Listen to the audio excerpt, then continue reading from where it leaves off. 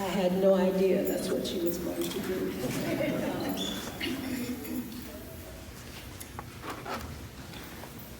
Being an executive director of the Young Musicians Choral Orchestra is a dream come true for me.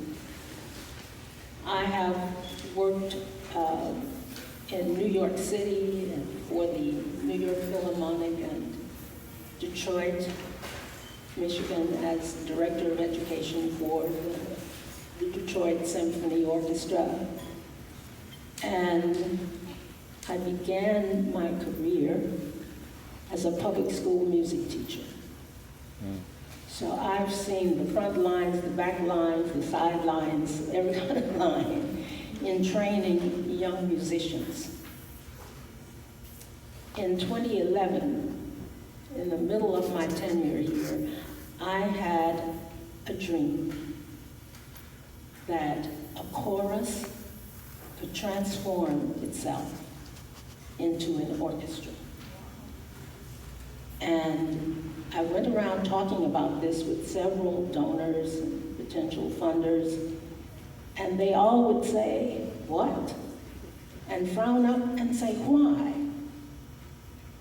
So I went back to the drawing table and I thought, well, Daisy, why do you want to do this except it would be the most glorious thing a child could do, to play an instrument and sing. And it is because I wanted to do that and I couldn't. I'm from Mississippi, Natchez, Mississippi. And I grew up in a very musical family, but none of us were allowed to pursue it as a career. So that's why I had to start teaching. I had to sneak it in on my family that I wanted to perform and travel in the world and meet people. But I could not play an instrument and sing because I went to one of those schools where you had to choose. And so all my life I thought, I could have been a great cellist or a great violinist. Cello was the instrument of my dream. And the cello teacher told me, Daisy, your fingers are too short. And you'll have to learn alternate fingering from the very beginning, and I'm just not gonna deal with it. So fast forward to 2011, and I thought, I'll do it through the children. We were already playing as a wind, symphonic winds is what they called it.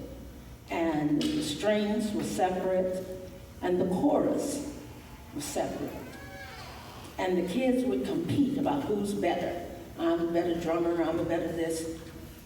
And one afternoon, an Orthodox conductor named Ruben Capriles from Venezuela was here. And he was a product of the El Sistema methodology in music teaching. And I said, I really would like to have an orchestra here. He said, let's do it this afternoon. I said, but I have 8 bassoons. No orchestra will let that happen. He said, I will. I said, I've got 13 clarinets. He said, bring them all. So that afternoon, that's how wild it was. We put everybody on the stage and we tackled with everything we had the Beethoven 5th Symphony. Was that a dream? Well, it's not quite. It was something for the ear to behold, but we worked up to it. That's how the choral orchestra began. At UC Berkeley, on the stage, a hot afternoon, and we put every child there and they played together for the first time. So I took a recording of that to our first major donor, Mrs. Alba Whitkin. She is no longer with us, but she listened to me. We had tea, and she wrote a check for $85,000. That allows me the autonomy to build the orchestra, to rent the extra instruments, to get the teachers, and that's how this began. So today, we will close our third summer as a choral orchestra with this concert. Good. So we're 3 years old as an orchestra, but over 60 years old as an organization. But this is new. No one else in the country can do it but us. So right now, we're defining a new genre. The students sing and they play. Then they go to college and best the students from across the nation. Because our singers also play double bass, violin, clarinet, flute, and vice versa. Because we believe that music is a continuum. All of the genres and forms feed into each other, but the basic training here is classical. The classical chops inform everything else. So it was a chore for me to choose the best of the best.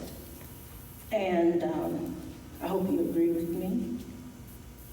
I spent a whole weekend trying to cut this concert down so that we wouldn't be in here until midnight. But I enjoyed every performance this summer, and I thank you for coming out. When we began this journey, there were people with frowning brows and what are they doing? And now we have a fan club. You're all in it because you're here. And our guardian angel sent to us is Frederick Funstein.